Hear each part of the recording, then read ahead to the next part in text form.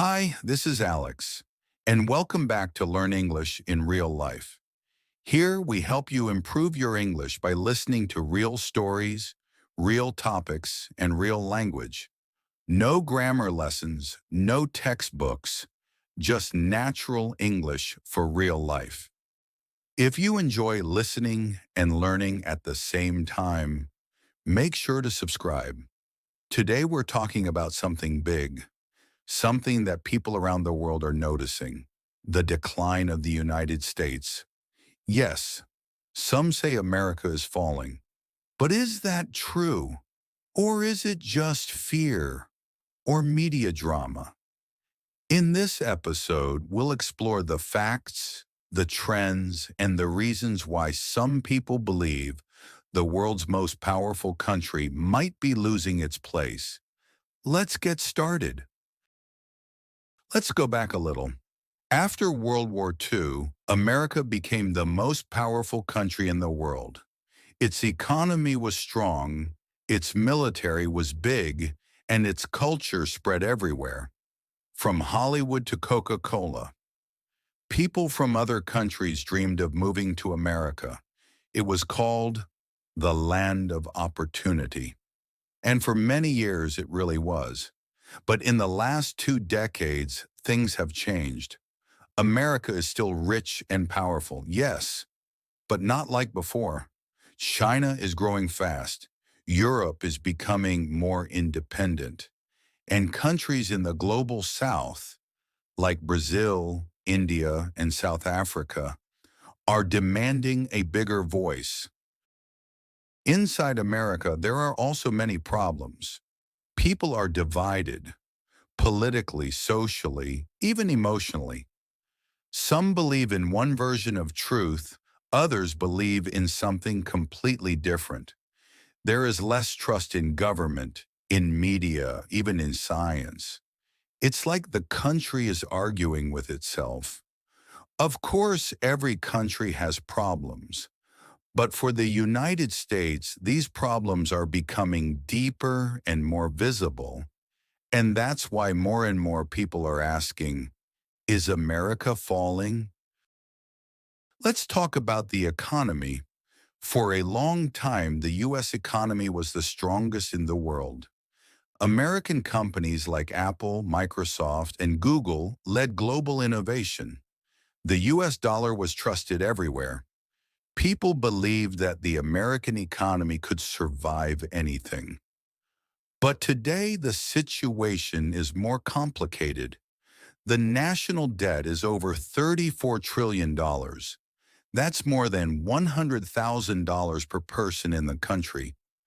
Every year, the government spends more money than it earns, and that creates more debt. At the same time, prices are going up. Food, rent, gas, everything is more expensive, but salaries are not growing fast enough. That means many people feel poor, even if they have a job. Also, there is a big gap between rich and poor. In the past, the middle class was strong, but now many people are either very rich or struggling to pay their bills. Young people are especially worried. They have student loans, high rent, and fewer chances to buy a home. This is making people frustrated. Some blame the government, some blame the banks, some even blame immigrants. But the truth is, the system is not working well for everyone anymore. Now let's talk about politics and trust. In the past, even when Americans disagreed on issues, they believed in the basic rules of the system. They trusted elections, they trusted the courts, and they respected the Constitution. But today, that trust is much weaker. Many Americans feel like the government doesn't represent them anymore. They believe it works only for the rich or for special groups, not for ordinary people. After the 2016 and 2020 elections, millions of people started to question the results. Some believed the elections were unfair or even stolen. Others believed they were safe and honest. But no matter who was right, the result was the same. Trust was lost. This deep division has created a political war inside the country. People no longer talk with each other. They fight with words, both online and offline. Social media made it worse. Everyone lives in their own online world, seeing only the news and opinions they already agree with. This creates bubbles where lies grow fast, hate spreads easily, and it becomes harder and harder to know what is true. News channels are also part of the problem. Some support one political side and attack the other. They don't focus on facts, they focus on fear. And when people are afraid, they stop listening.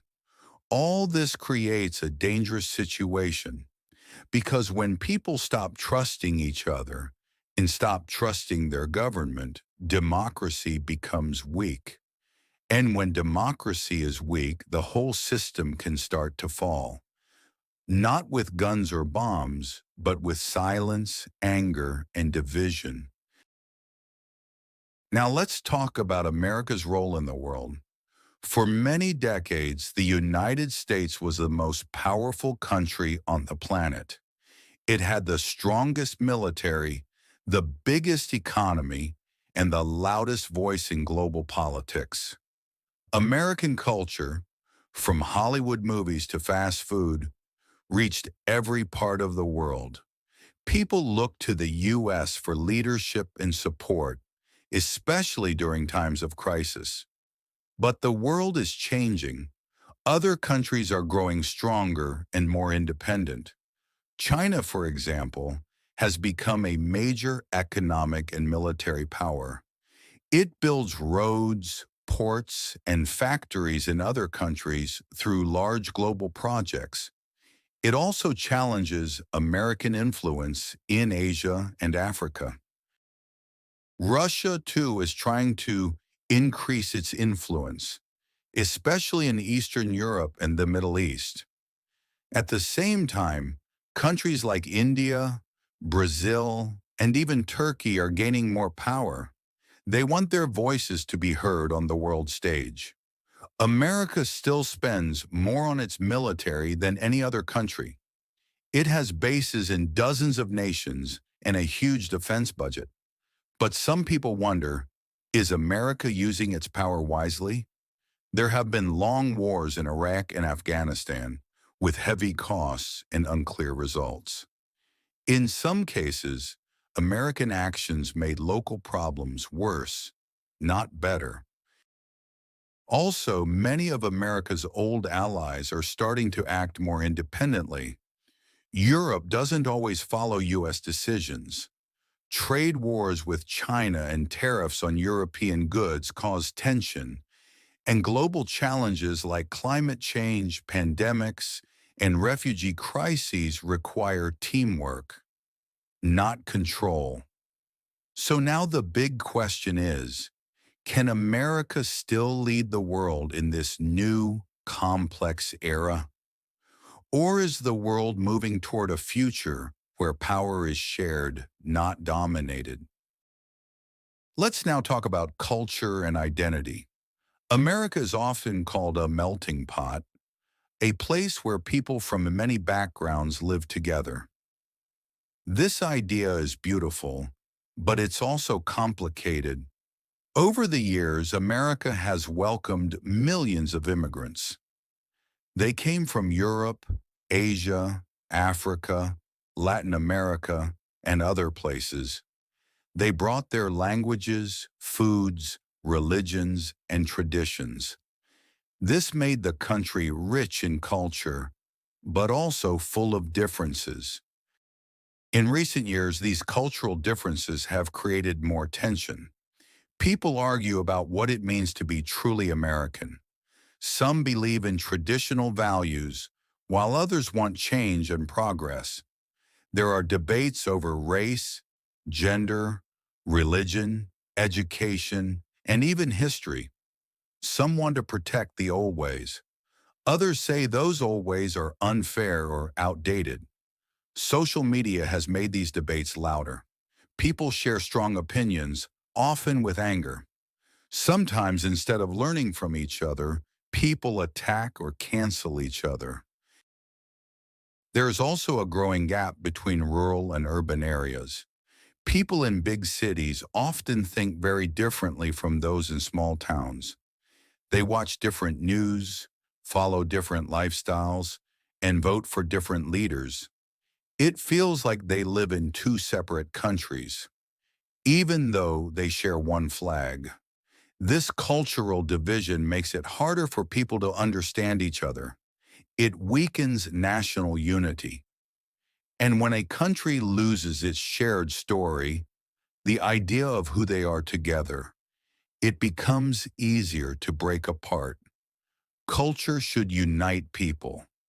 But if there's no respect and no space for different voices, then culture can also divide. Earlier, we talked about politics and how it affects the economy and trust in the country. Now let's look more closely at the daily economic problems that many Americans face. Many people around the world still see the U.S. as a land of opportunity. It's a country where you can work hard and achieve your dreams. But for millions of Americans today, that dream feels out of reach. One of the biggest problems is income inequality. The rich are getting richer, while many others struggle to pay their bills. Some CEOs, the top managers of big companies, earn more in one day than a regular worker earns in a whole year. At the same time, many people work 2 or 3 jobs just to survive. They still can't afford a home, health care, or education for their kids. The cost of living is rising. Rent, food, gas, and medical care are more expensive than before. But wages have not increased fast enough. This means families must take on more debt. Credit card debt, student loans, and housing loans are at record levels. People feel trapped, and some even feel ashamed because they can't get ahead. Young people are losing hope. Many can't afford to buy a house or start a family. They see their parents had better lives with fewer degrees and more job security. That creates frustration and sometimes anger. Meanwhile, big companies make huge profits. They pay less tax, move factories overseas, and use technology to replace workers. Many feel the system is unfair. It helps the top, but not the rest. An economy should support its people. But when it creates fear, stress, and division, it becomes part of the problem. The American economy is still powerful, but if too many people feel left behind, that power begins to crack from the inside. Let's now talk about education in the next generation. A strong future begins with good schools. Education is the key to success, not just for individuals, but for the whole country. In the past, the U.S. had one of the best education systems in the world. It was a place where students could learn, grow, and dream big. But today, many American schools are struggling. Some schools have old buildings, not enough teachers, and few resources. Students in poor areas often get a lower quality of education than students in rich neighborhoods. This creates a big problem because when education is unfair, the future becomes unfair too. Some kids grow up with many chances, others grow up with many limits, and that can lead to a cycle of poverty and hopelessness. Another challenge is student debt. College is very expensive in the U.S. Many young people must take large loans to study. Student loans are debts that students must pay back after graduation, sometimes for 10 or 20 years. This makes it hard for them to buy a house, start a business, or save money. Technology also changes how students learn. Some schools use laptops and apps, while others don't even have fast internet. This creates a digital divide, a gap between those who have tech tools and those who don't. And when jobs in the future need digital skills, this gap becomes dangerous. Finally, many young people feel pressure. They worry about their future, climate change, the economy, and violence in schools. Instead of feeling excited about life, many feel stressed and afraid. If America wants to rise again, it must invest in its young people because they are not just students. They are tomorrow's leaders. So, what does all of this mean? Is America really falling? Or is it just going through a hard time? The truth is, no country stays the same forever. Every great nation has its ups and downs, moments of success and moments of crisis. What we see in the U.S. today is not the end, but a warning that says, pay attention, listen, fix what is broken before it's too late. America still has great power. Its people are creative, brave, and full of energy. It has strong universities, new technologies, and a rich culture. It's not a weak country, but it is a divided one. And that division is the real danger. If Americans can learn to listen to each other again, if they can rebuild trust, fix their politics, and care for each other, then the country can rise again. But if fear, hate, and selfishness continue to grow, the future will be much darker. This is not just about America. It's a lesson for the whole world. Every country can fall, not from outside attacks, but from inside weakness, from forgetting what really matters: truth, respect, and unity. So whether you live in the U.S. or somewhere else, ask yourself, are we building a better future?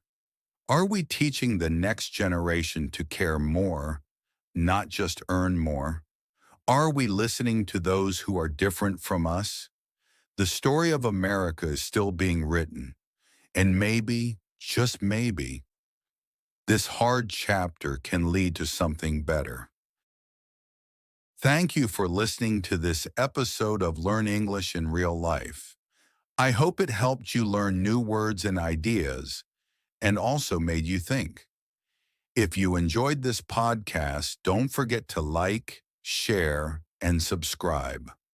We post new content every day to help you practice English with real topics. Leave a comment and tell us what you think, and let us know what topics you want to hear next. This is Alex from Learn English in Real Life. See you next time, and take care.